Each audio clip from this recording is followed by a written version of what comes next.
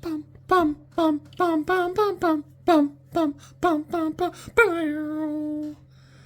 We watched the third Mission Impossible movie, and this is such an interesting mixed bag. I think this is the one that so far has like the most polish, and it's definitely the one that it feels like we put the most together, and without the most, like it's cut strangely, but I think that's just because it's J.J. Abrams' first, like, feature film, and you can definitely see that it's like J.J. Abrams. Sometimes not in a good way, honestly. There's a lot of times where there's light pointed directly at the camera, and there's a lot of stuff in the foreground. Almost every, like, action scene, it's all the time, there's just stuff in the foreground, like, whoosh, or whatever. And, I don't know, sometimes it's fine, but it does feel like a lot. A lot of people complained in Star Trek about, like, the lens flare because their eyeballs aren't cameras and stuff. And while the lens flare looks good, it is a little bit dumb. I enjoyed watching this, but it is kind of weird because, like, Tandy Newton said she couldn't reprise the role, so they rehashed everything. But it does leave this weird black hole where they don't talk about the previous movie. Not that they talk about the first one or anything like that, but it does feel like it should come up to some degree.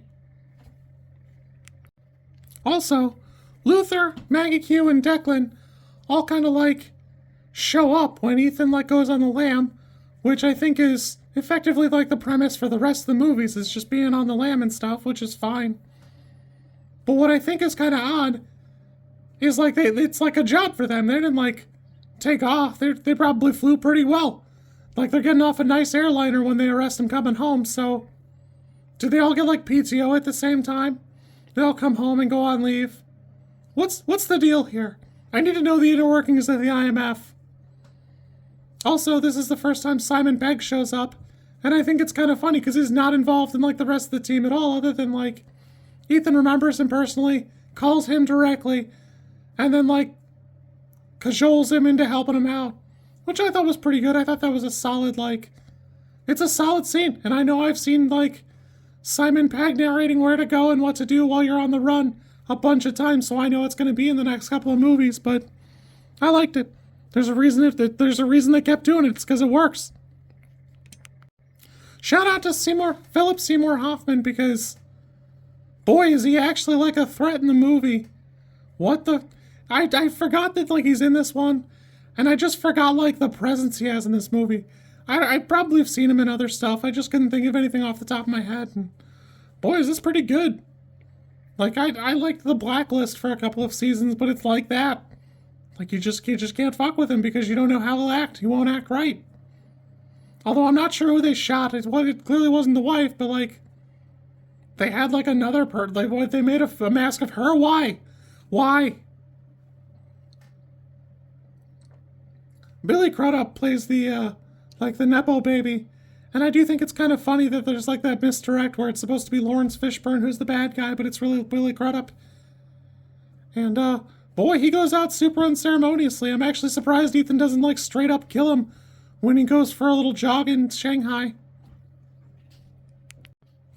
It wouldn't be Mission Impossible 3 if I didn't mention these two controversies, but, like, the final scene is in Shanghai, and it's obviously, like, I don't know, it's like an old-timey outskirts along the river or whatever, and the movie was banned for a little bit in China because they thought it was, like, depicting squalid living conditions, and I think that's really funny because I think it looks cool. Like, I'm from the Midwest, everything that's, like, not here is pretty cool.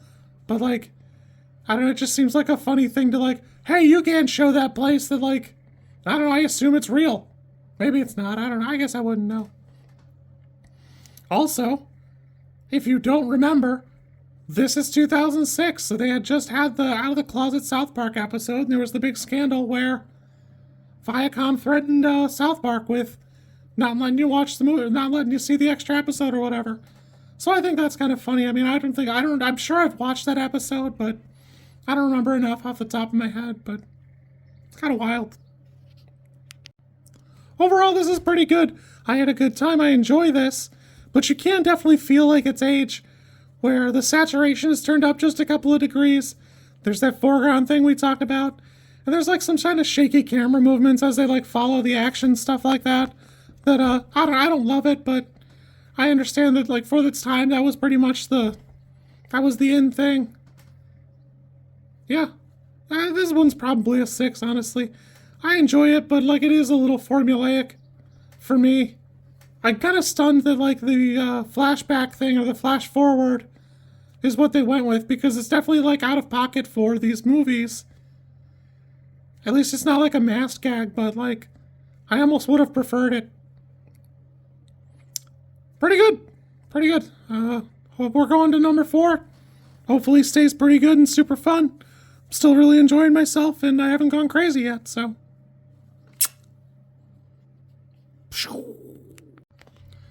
If you like this content, I'm supposed to ask you to like, comment, and subscribe. I think like is here, and comment is probably down there, and subscribe over there somewhere too, I think.